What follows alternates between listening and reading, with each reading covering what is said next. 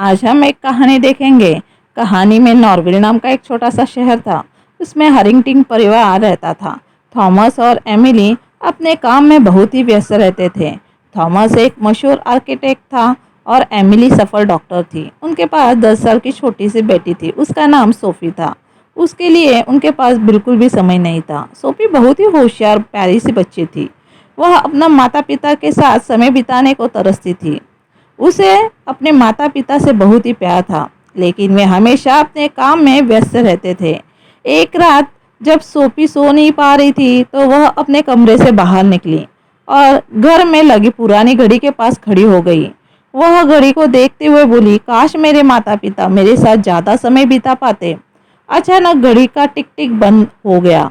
Sophie एक अजीब जंगल में पहुंच गई। वहां सब कुछ जादुई था। उसने अपने माता पिता के बारे में सोचा और वे अचानक उसके सामने प्रकट हो गए। थॉमस और एमिली बहुत ही हैरान थे, लेकिन सोफी को देखकर वह खुश भी थे। उन्होंने जंगल में घूमते पुरानी यादों को ताज़ा किया, नए यादगार पल बनाए।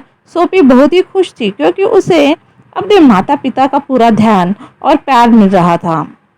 लेकिन सूरज ढलते ही थॉमस और एमिली को एहसास हुआ कि उन्हें वापस जाना होगा। सोफी ने उनसे वादा किया था वह घर लौटने के बाद उनके साथ ज़्यादा समय बिताएंगे।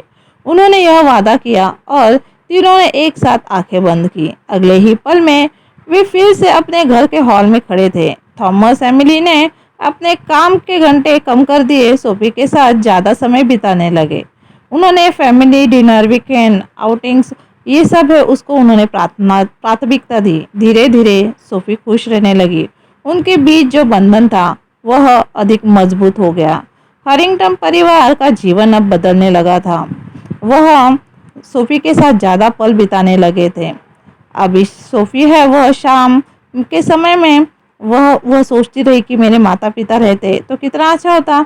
लेकिन वह जब वह सोच रही थी तब उसके माता पिता उसके सामने प्रकट हो गए। उसे वे कहानियाँ सुना रहे थे, उसके साथ खेलते, उसके साथ स्कूल में काम में मदद करते।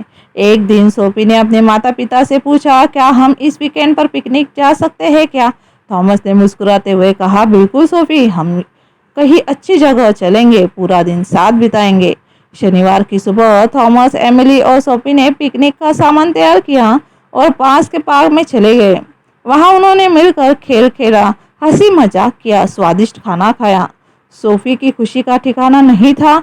उसने पहली बार महसूस किया कि उसके माता पिता भी उसके साथ समय बिताने का आनंद ले सकते हैं। दिन ढलते ही तीनों एक पेड़ के नीचे बैठ गए। थॉमस ने कहा, सोफी, तुम हमसे कितना प्यार करती हो? वह कह रही थी कि मैं तुमसे बहुत ज़्यादा प्यार करती हूँ, हमेशा तुम्हारे साथ रहना चाहती हूँ। उसके जो पेरेंट्स थे वो भी बोलने लगे कि हमें भी अफसोस है कि हम तुम्हारे साथ पहले ज़्यादा वक्त नहीं बिताते थे। एमिली ने सोफी को गोद में लेते हुए कहा, अब हर हर पल आपका ध्यान रखेंगे, कभी भी तुम्हें अकेला महसूस नहीं होने देंगे। सोफी की आंखों में आंसू आ गए, लेकिन ये आंसू खुशी के थे।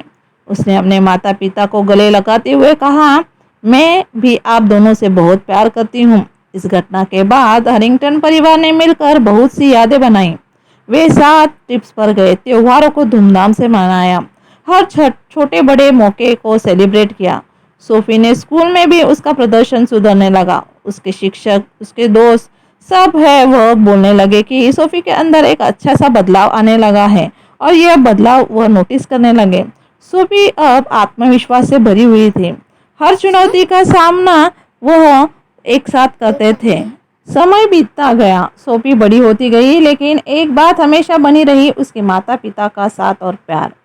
थॉमस और एमिली ने सीखा कि बच्चों के साथ भी बिताया गया समय असली धन है। उन्होंने अपने जीवन को इस तरह ढाल दिया कि काम और परिवार के बीच एक संतुलन बना रहे।